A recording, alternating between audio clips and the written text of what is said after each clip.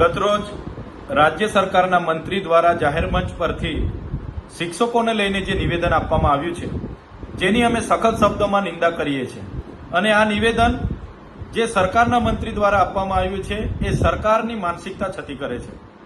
આ માત્ર ગુજરાતના શિક્ષકોનું જ અપમાન નથી, પણ આ ગુજરાતની તમામ જનતાનું અપમાન છે. શિક્ષક એ સાધારણ નથી હોતો. શિક્ષક એ સમાજનું ઘડતર કરનારો, રાષ્ટ્રનું ઘડતર કરનારો હોય છે. ત્યારે આ અપમાન ક્યારેય સહન કરી શકાય એમ નથી. એ મંત્રીશ્રી દ્વારા એક એવી શૈલીમાં, એવા ટોન મારીને વર્ણન કરવામાં આવ્યું, જેના કારણે સામે બેઠેલા શ્રોતાઓ દ્વારા પણ એને મસ્કરી સમાન એમને આવકારી લઈને તાળીઓથી વધાવી લેવામાં આવ્યું. ત્યારે આ મસ્કરી એ ગુરુની છે. જે ગુરુ કેળવણી આપે છે, જે ગુરુ દેશનું ઘડતર કરે છે, એનું આ અપમાન છે.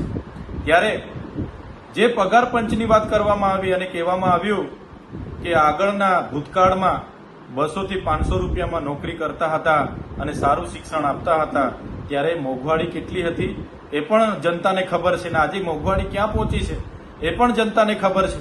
ત્યારે કોઈ પણ સરકારી પ્રવૃત્તિઓમાં શિક્ષકને કામ સોંપવામાં આવતું ન હતું. આજની સરકારીની તમામ કામગીરીમાં શિક્ષકને સોંપી દેવામાં આવે છે, જેના કારણે શિક્ષક શૈક્ષણિક કાર્ય માટે વર્ગખંડમાં રહેતો નથી. એ વસ્તી ગણતરીમાં હોય છે, એ બીએલઓની કામગીરીમાં હોય છે, એસઆરની કામગીરીમાં હોય છે, અને જેના કારણે આજે શિક્ષણ ખાડે ગયું છે. આજે શિક્ષકોની ઘટ હોવા છતાં, એક શાળામાં માત્ર એક શિક્ષક હોવા છતાં એની નિષ્ઠાપૂર્વક કર્તવ્યથી એ શિક્ષક ફરજ નિભાવવાનો પ્રયાસ કરે છે. ત્યારે આ પ્રકારનું જે એમનું નિવેદન છે, જે ક્યારે ચલાવી લેવાય નહીં.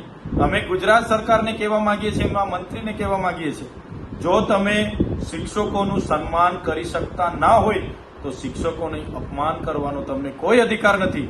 શિક્ષક એની મોંઘવારી, એરિયસ, એનું પેન્શન, એને મળનારા અધિકારો માટે, હક માટે એ માગણી કરી શકે, એમાં શું ખોટું છે?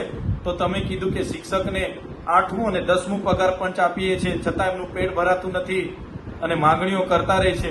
એ મંત્રીશ્રીને કહેવા માંગુ છું, તમે ક્યારે 8મું અને 10મું પગાર પંચ લાગુ કર્યું અને શિક્ષકોને આપ્યું?